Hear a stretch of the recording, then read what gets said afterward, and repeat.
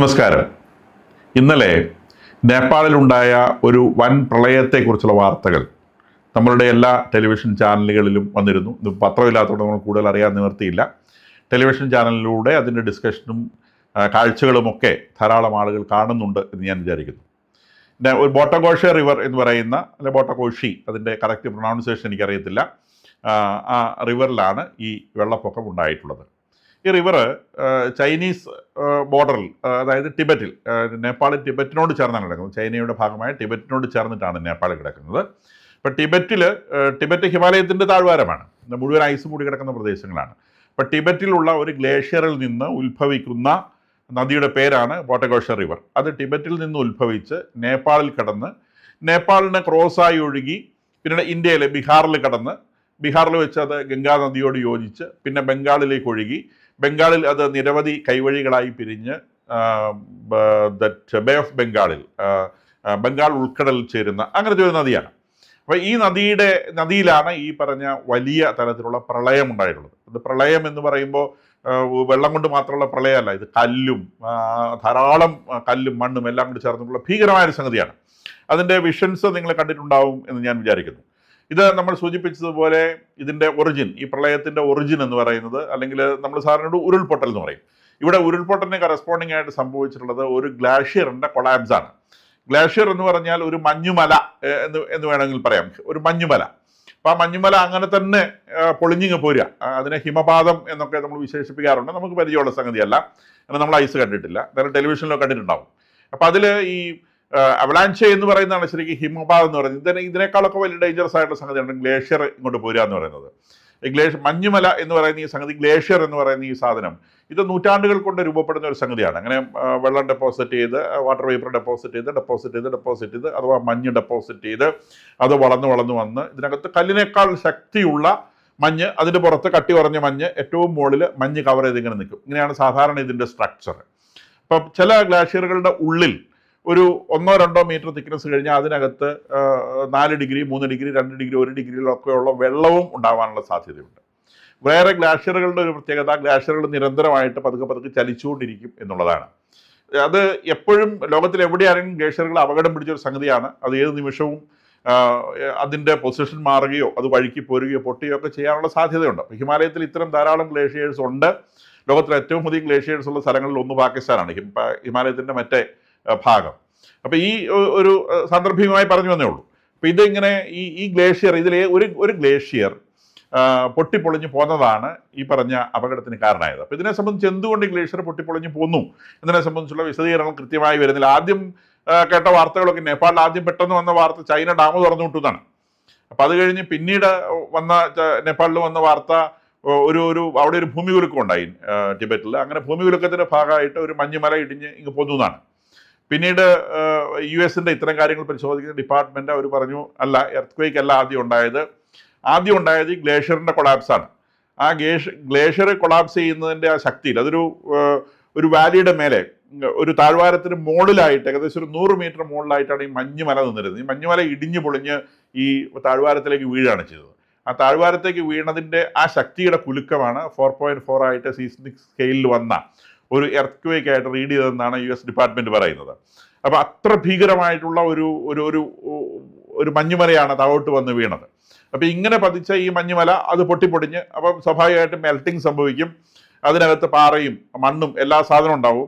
അത് കിഴക്കാൻ തൂക്കായ മലയിലൂടെ ഊർന്ന് താഴോട്ട് പോരും. ഈ വാലി കഴിഞ്ഞാൽ പിന്നെ വീണ്ടും ഒരു വലിയ ചെരിവാണ്. ആ ചെരുവിലൂടെ താഴേക്ക് ഊർന്നു പോന്നിട്ട് വീണ്ടും താഴെ ഒരു വാലിയുണ്ട്. അവിടെ 2 കുന്നുകൾ ഇങ്ങനെ കെട്ടി നിൽക്കുന്ന ഒരു സ്ഥലമാണ്. അപ്പോൾ അവിടേക്ക് ആദ്യം ഉരുളി എത്തുന്ന കല്ലുകൾക്കാണല്ലോ ഡെൻസിറ്റി കൂടുതൽ. അപ്പോൾ സ്വാഭാവികമായിട്ട് ഏറ്റവും മുമ്പിൽ വരെ കല്ലുകളാണ്. അപ്പോൾ കല്ലുകളെല്ലാം കൂടെ വന്നിട്ട് ഈ വാലി അങ്ങ് ബ്ലോക്ക് ചെയ്തു. ഈ 2 കുന്നുകളുടെ ഇടയിലുള്ള സ്ഥലം ബ്ലോക്ക് ചെയ്ത്, പുറകെ വന്ന മണ്ണും എല്ലാം കൂടെ ചേർന്ന് ബ്ലോക്ക് ചെയ്ത് അവിടെ വലിയൊരു ഡാം ഫോം ചെയ്തു ഈ 2 കുന്നുകൾക്കിടയിലായിട്ട്. ഈ മുകളിൽ നിന്ന് പൊട്ടി ഒഴുകി വന്ന ഈ മഞ്ഞുമല മുഴുവൻ മെൽറ്റ് ചെയ്ത്, ടെമ്പറേച്ചർ വളരെ താഴ്ന്ന വെള്ളം ആയതുകൊണ്ട് ഒരു കുറുകിയ രീതിയിൽ ഇതെല്ലാം കൂടെ വന്നിട്ട് ഒരു ഡാമായിട്ട് ഈ 2 കുന്നുകളുടെ ഇടയിൽ ഫോം ചെയ്തു. അങ്ങനെ ആ ഡാമിന് താങ്ങാൻ പറ്റാത്ത, കാരണം ഇത് ഡാം ഉണ്ടാക്കിയതല്ല, നാച്ചുറലായിട്ട് ഫോം ചെയ്തതാണ്. ആ ഒരു സംഗതി താങ്ങാൻ പറ്റാത്തൊരു സ്ഥലം ഒറ്റ ബേസ്റ്റാണോ ഒന്നിച്ചങ്ങ് പൊട്ടി, ഡാം പൊട്ടുന്നത് പോലെ പൊട്ടി അത് ഈ പറഞ്ഞ ബോട്ടഗോഷ റിവറിലേക്ക് പതിക്കുകയാണ് ചെയ്തത്. ബോട്ടഗോഷ റിവറിൻ്റെ വക്കിലാണ് ഈ ഫോർമേഷൻ ഉണ്ടായത്. ഇതൊക്കെ സാറ്റലൈറ്റ് പിക്ചേഴ്സ് വഴി അല്ലെ സാറ്റലൈറ്റ് അനലൈസ് ചെയ്തിട്ട് കണ്ടുപിടിച്ച കാര്യങ്ങളാണ്. അപ്പോൾ ഈ ബോട്ടകോഷ റിവറിലേക്ക് വന്നു കഴിഞ്ഞപ്പം ബോട്ടകോഷ റിവർ വീണ്ടും ടിബറ്റിൽ നിന്ന് തലയും കുത്തി കിടക്കുന്ന റീജിയനിലൂടെ ഒഴുകി താഴോട്ട് വരുന്ന ഒരു സംഗതിയാണ്. അപ്പോൾ ഈ തലയും കുത്തി കിടക്കുന്ന റീജിയനിലൂടെ റിവർ വരുന്നതിൻ്റെ വേഗത നമുക്ക് ഊഹിക്കാവുന്നതേ ഉള്ളൂ. അങ്ങനെ നൂറ്റാണ്ടുകൾ പതിനായിരക്കണക്കിന് വർഷം ഒരു റിവർ അതിൽ ഒഴുകിയപ്പോൾ അവിടെ ഫോം ചെയ്തുള്ള വാലിയുടെ ഷേപ്പ് നമുക്ക് ഏകദേശം ഊഹിക്കാം. അപ്പോൾ നമ്മൾ കരയിൽ നിന്ന് നോക്കുക, റിവറിൻ്റെ കര എന്ന് പറയുന്ന സംഗതി ഉണ്ടാവില്ല.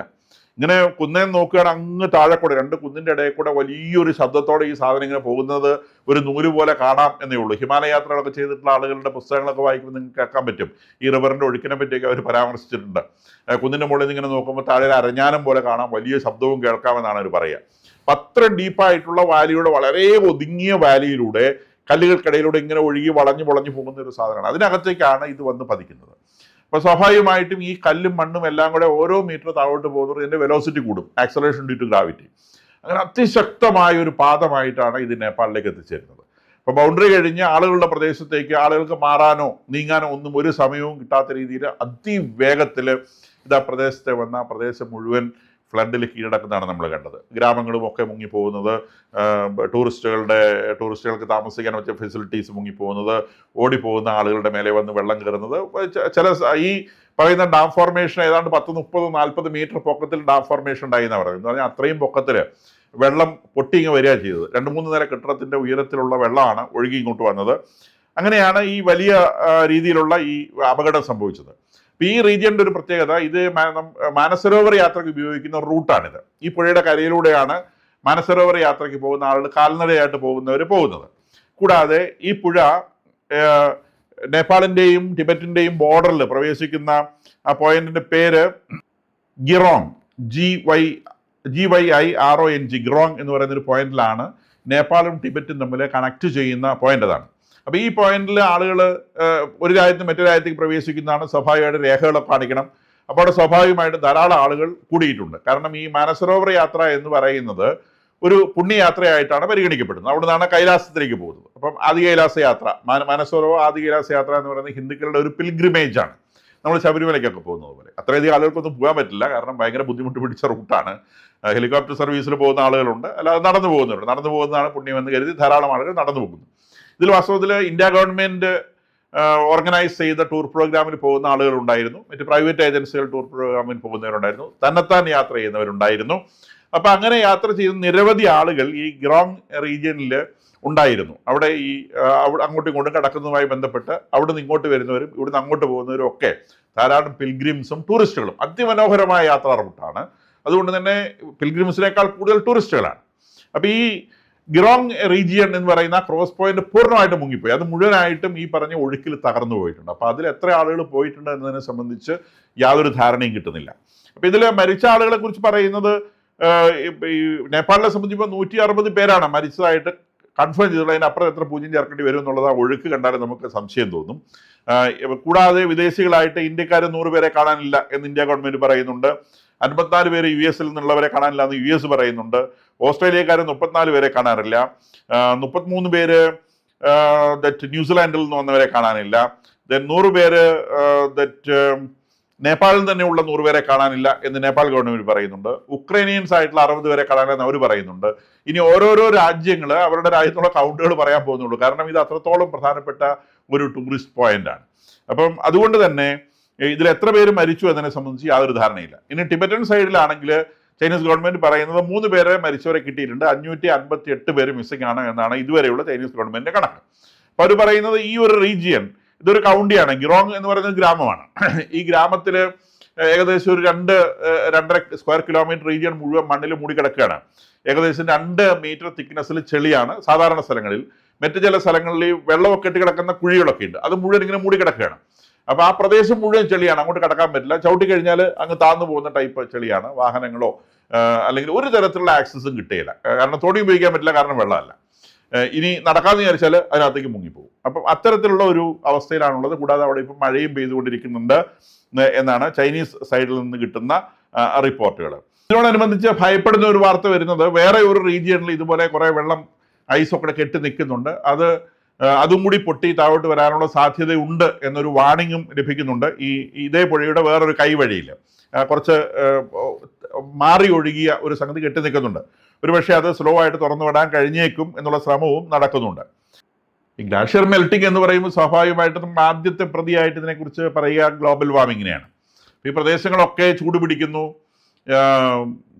ഐസുള്ള റീജിയനിലൊക്കെ ടെമ്പറേച്ചർ കൂടുന്നു. അപ്പോൾ സ്വാഭാവികമായിട്ടും ഒരു പോയിന്റ് ടെമ്പറേച്ചർ മാറിയാൽ തന്നെ വലിയ തോതിൽ ക്ലൈമാറ്റിക് ചേഞ്ചസ് ഇത്തരം സ്ഥലങ്ങളിൽ ഉണ്ടാവും. ഈ ഗ്ലാഷ്യർ എന്ന് പറയുന്നത് ഏതെങ്കിലും സ്ഥലത്ത് ഇങ്ങനെ താങ്ങി നിന്നിട്ട് അതിൻ്റെ മുകളിലാണ് ഇങ്ങനെ വളർന്നു വരിക. അപ്പോൾ ആ താങ്ങി നിൽക്കുന്ന റീജിയനിലെ മെൽറ്റിംഗ് സംഭവിച്ചാൽ സ്വാഭാവികമായിട്ടും അതിൻ്റെ അടിസ്ഥാനം പോയി കഴിഞ്ഞാൽ മൊത്തം വഴിക്ക് ഇങ്ങോട്ട് പോരും. വലിയ ചെരുവുള്ള സ്ഥലങ്ങളിലാണ് നിൽക്കുന്നത്. അപ്പോൾ ഈ ഗ്ലോബൽ വാർമിംഗ് എന്ന് പറയുന്നത് ഇതിനകത്തെ ഒരു സീരിയസ് പ്രതിയാണോ എന്നുള്ള സംശയം സയൻറ്റിസ്റ്റുകൾക്കുണ്ട്. ഇത് ക്ലൈമറ്റ് ചേഞ്ച് ആണ് ഇതിൻ്റെ പുറകിൽ കളിച്ച പ്രധാനപ്പെട്ട വില്ലൻ എന്നാണ് ഇനീഷ്യലായിട്ടുള്ള സയൻറ്റിസ്റ്റുകളുടെ ഗസ്സായിട്ട് പുറത്തു വരുന്നത്. എന്തായാലും ഇതാണ് ഇപ്പോഴത്തെ ഒരു സിറ്റുവേഷൻ. ഈ സിറ്റുവേഷനിൽ വലിയ ചേഞ്ചസ്, ഈ റിപ്പോർട്ടിൽ വലിയ ചേഞ്ചസ് വരും. കാരണം ഈ പറഞ്ഞ പ്രദേശങ്ങളൊന്നും, നമ്മളിപ്പോൾ ഈ പറഞ്ഞ സ്ഥലങ്ങളൊന്നും ഈസിലി ആക്സസിബിൾ ആയിട്ടുള്ള സ്ഥലങ്ങളല്ല. ഇതിൽ ആളുകൾ എത്ര നഷ്ടപ്പെട്ടു എന്നതിനെ സംബന്ധിച്ച് ഒരു ധാരണയും ഇപ്പോൾ ആർക്കും ഇല്ല എന്നുള്ളതാണ് സത്യം. ഇതുപോലെ ടൂറിസ്റ്റുകളൊക്കെ എവിടെയെങ്കിലും പോയവർക്ക് മാത്രമാണ് ഇതിനകത്ത് എണ്ണം ഉള്ളത്. വേറെ അവിടെ ഗ്രാമവാസികളായിട്ടുള്ള ആളുകൾക്ക് എത്ര ആൾനാശം വന്നിട്ടുണ്ട്, അവർക്ക് വന്നിട്ടുള്ള നഷ്ടം എത്രയാണ് എന്നതിനെ സംബന്ധിച്ചൊന്നും യാതൊരു അസസ്മെൻറ്റും ഈ പോയിന്റിൽ വന്നിട്ടില്ല. അപ്പോൾ ഇനി ഇത് ദിവസങ്ങളോളം എടുത്താൽ മാത്രമാണ്. കാരണം ഈ പ്രദേശത്തിൻ്റെ പ്രത്യേകത മൗണ്ടനസ് റീജിയൻ ആയതുകൊണ്ട്, തീർത്തും ദുർഘടമായ പ്രദേശങ്ങളായതുകൊണ്ട് ഇവിടെ നിന്നുള്ള കൃത്യമായ വാർത്തകൾ ലഭിക്കാൻ ദിവസങ്ങളോളം എടുക്കും. അപ്പോൾ ഈ ചാനൽ നിങ്ങൾക്ക് ഉപകാരപ്രദമെന്ന് തോന്നുന്നുണ്ടെങ്കിൽ ദയവായി സബ്സ്ക്രൈബ് ചെയ്യുക.